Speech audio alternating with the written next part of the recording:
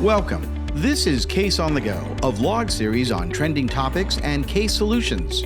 Are you struggling to keep track of your IT assets and make sure they're updated and secure even when they're remote? Are you ready for the next cybersecurity attack? Are you leaving your data center behind and moving to the cloud? You're not alone. Welcome to the Case on the Go vlog. Hey, welcome to another version of Case on the Go. Today we're going to talk about software metering. My name is James Streak. I'm a senior sales engineer. Dave, do you want to introduce yourself? Sure. Hey, I'm Dave Hunter. I'm the same as James. I'm a senior sales engineer with Case. My focus on the West Coast. And thanks for having me today, James. Yeah, no, great to have you. Hey, so we're going to talk about software metering and how Case does that. For those who don't know, basically Case allows you to track software in your environment, track licenses against that. And we can actually, kind of a unique thing is track software, is it being launched or not? How often is it being launched? Who's using it? What machine it's on. So really help kind of narrow down how software is being used in your environment. Dave, I know you had a deal you worked recently that the customer specifically needed that. Do you want to talk a little bit about that? Oh, yeah, sure. Yeah, you betcha. Yeah, so I had a customer, James, and a fairly large engineering firm, and of course their software is typically very expensive in that space.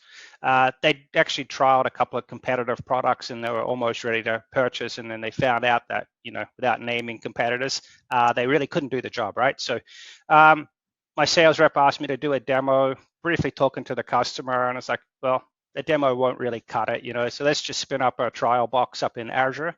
The same day, you could tell the customer was invested. They deployed 25 machines, and we spent a couple of weeks just, sat down, worked out from inventory. We have a fairly robust software asset management database, our software catalog, right? So once we discovered the software in the environment, we could single click meter. So we collected that data for 2 weeks, and then we basically just had a wrap-up meeting with the customer to prove out, hey, we can do what you want, right? So he was incredibly happy. And then once we got over that initial hurdle, we spent a little bit of time how else we can support their environment through the balance of the box, right? So we talked about software patching, third-party patching, including the engineering software is actually part of our catalog. Software distribution, how can we update, maintain, remove applications, as well as the reporting and self-service, user portal and things like that. So it was an awesome experience. It was a very short win for us, hyper-focused on what the customer needed. And then once we ticked that box, we went through and, how else can we complement and make their day-to-day life easier and their environment more secure. As you know, our viewers probably don't, our products come with Quick Start. So it's kind of a mandatory onboarding / PSO / training that covers most of the box, right? So he wanted a little bit more in-depth training for his team. So I invited Mark Gonzalez, our PSO architect manager in. We wrote a statement of work for that, as well as some custom reporting, so that we could really, dig deeper into his software license usage, and put some polished reporting around that.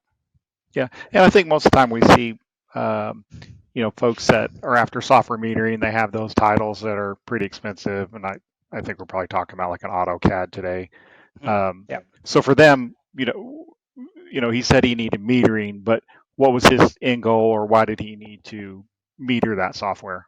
Yeah, you can imagine the cost of AutoCAD, depending on what currency you're in, it's $6,000-$10,000, right? And for them in particular, I think they had up to 1,000 engineers on the road.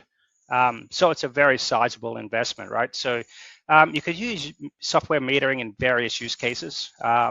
James is my new engineer. I just onboarded. He's asked for A, B, and C.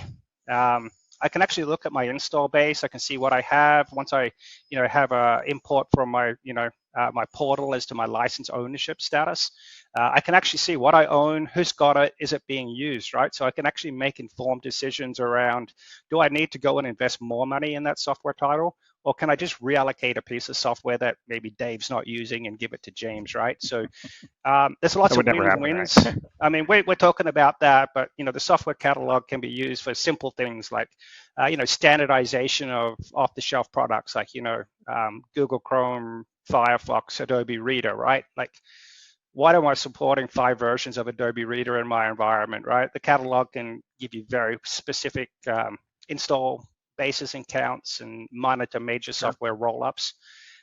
So it can extend further past his use case. We also do application control in the catalog as well, right? So things like BitTorrent and stuff. If you want to say, hey, I just don't want BitTorrent to ever be executed in my environment, we can also do that within the catalog as well. Yep.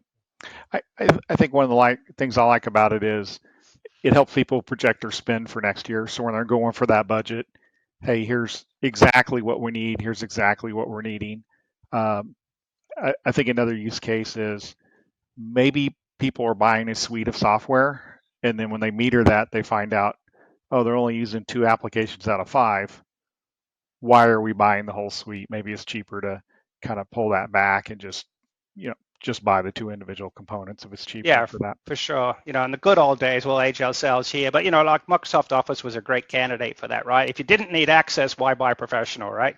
You could go back to a standard version and save a bunch of money. So yeah, there's definitely a lot of benefits to that catalog. And I think the thing with us is just ease of use. I mean, the customer couldn't believe how easy it was to simply, search the catalog, find the product he wanted to meter, and it's just a tick box, Yep.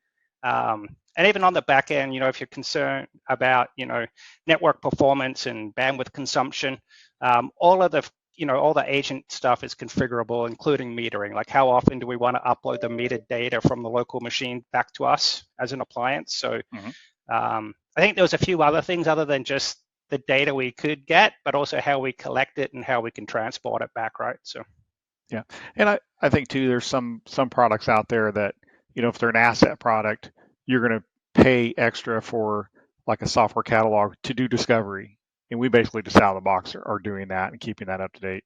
No extra charge, just part of the product. So yeah, and I think the other cool part too is like, when we'll just talk about metering today, but that really goes into asset management as a whole, right? Like whether it's hardware, software, asset management, it could be, repetitive maintenance in data centers for Inogen and UPSs and stuff, right? But anytime that we import license counts or create an asset record, we do have the ability to, assign maintenance end dates, maintenance start dates. What kind of software is it? Like, what's the subscription? Is it a unit cost? So all of this data we can attach to that record. We can then trigger automated reporting, right? So if for some reason, you bought another 5 licenses of AutoCAD, but it's not co-termed in the first year for various reasons, or maybe you're a new IT manager that's just come on and you don't really know what your environment is, it can really help you stay on top of your licensing and, especially when you have, products that need maintenance for support, that nothing slips through the gap because you're not really aware of what you have, right? So I think there's way more to the box around than just simple metering that we can really complement.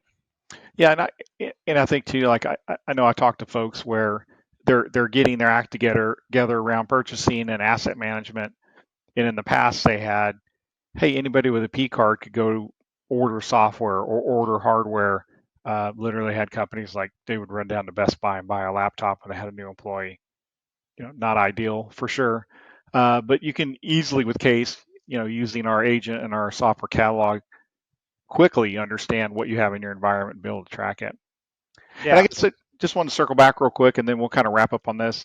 You brought our services guy in to help with that, specifically around like metering and or assets and metering. What kind of things was Mark able to do for them to help streamline their process? Yeah, so just, obviously, we collect a lot of data, right? And for most software titles, you have to restrict what data you present in the GUI because it would just be overwhelming, right? And our focus is ease of use mentality. So there was data around, consumption of licensing, who's using it, how often is it used, execution, but actually putting it in a report that's digestible is probably a good word to use, right? Yeah. And then once we've created those reports, we can also trigger notifications based on those, right? We can say, hey, the first day of every month, I want a report sent to James as a PDF that, tells him, a summarized version of this, and maybe Dave needs a detailed version of the same report, right? So even though we do have a lot of canned reports around compliance and software metered usage, our PSO team can really dive a lot deeper into the database and give more granular information than perhaps a canned report could do. Great information. Yeah. So I guess if folks want to know more, they can go over to quest.com/case and see our whole product line, and give us a holler. Dave, I appreciate you coming in today. Yeah, thanks, James. It's a Thanks pleasure. everybody for watching. Hey, thanks, man.